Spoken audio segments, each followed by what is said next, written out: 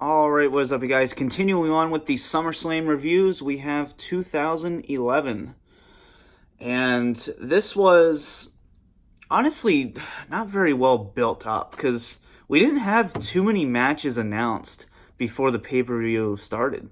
We had some thrown-in matches here. We had the six-man tag team match, which was Rey Mysterio, John Morrison, and Kofi Kingston versus The Miz, R-Truth, and Del Rio. Pretty good six-man tag team match, but like I said, it was just kind of thrown in there last minute.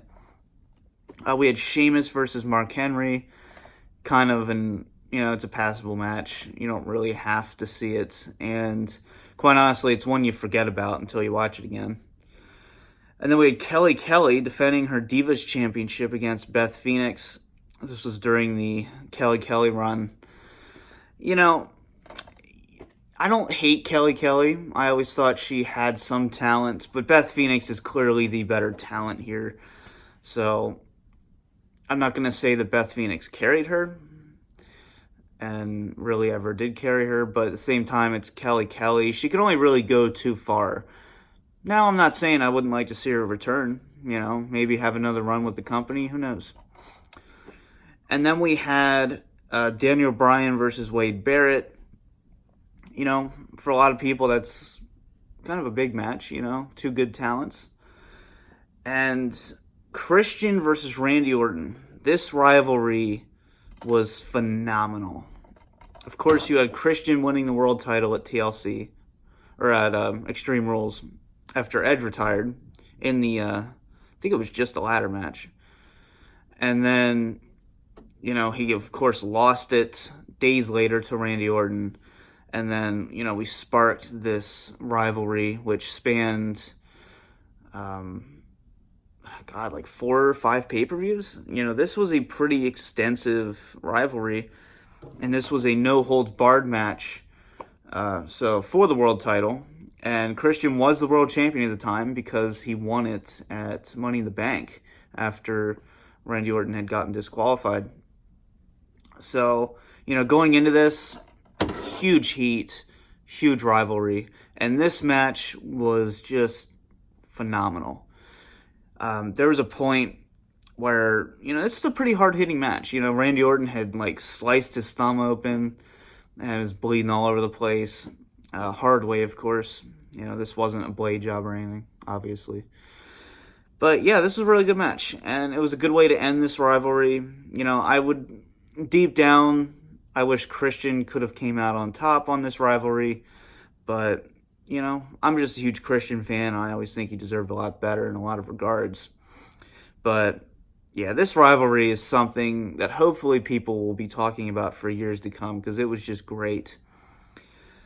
And then we also have your main event. This was the Summer of Punk. This was when CM Punk really reignited a lot of people. For me, I wasn't, after SummerSlam 2010, which we're going to get to, I was done. That really just kind of did it for me. And it took about a year later, with the pipe bomb, I think it ended up being 10 months later, that really kind of got me interested again in wrestling and got me watching once again. So we had CM Punk versus John Cena to unify the WWE Championships because, of course, CM Punk won at Money in the Bank. He ran out with it, so they had to crown a new champion. They had a tournament, and then John Cena had gained the WWE title after beating Rey Mysterio. So, yeah, this was to determine the undisputed WWE champion with the special guest referee, Triple H. This match was nowhere near as good as the Money in the Bank match. I don't really think the Money in the Bank match was a 5-star match. I would say it's very, very close. But this was, I'd say, around 3.5-star match. It wasn't bad. It did what it had to do. It's just, it's hard to follow that phenomenal match they had at Money in the Bank. And there wasn't as much drama to this match either. There was no uncertainty. Is CM Punk going to leave again? No. He was obviously here to stay. He had the new theme music. He had the new merch. He signed a new contract. So there wasn't really much mystique to this main event. But we did see CM Punk get the win again, which at the time surprised me. And then Kevin Nash, this storyline is just infamous at this point. Kevin Nash, of course, comes out, beats the shit out of CM Punk. And then Del Rio comes out, cashes in Money in the Bank to become the new WWE Champion. He wouldn't hold it for long because CM Punk would, of course, win the WWE title at Survivor Series in November. But still, kind of a strange way to end this match with Kevin Nash. And yeah, because the whole Kevin Nash match was supposed to happen at Night of Champions, but then Kevin Nash failed a bunch of medical tests, so they had to quickly change it. So then we saw Triple H basically bury CM Punk at Night of Champions. And then at Vengeance, they had a tag team match. It was just not really a good way to continue this kind of Summer of Punk. But an overall letter grade for this show, I'll give it a B.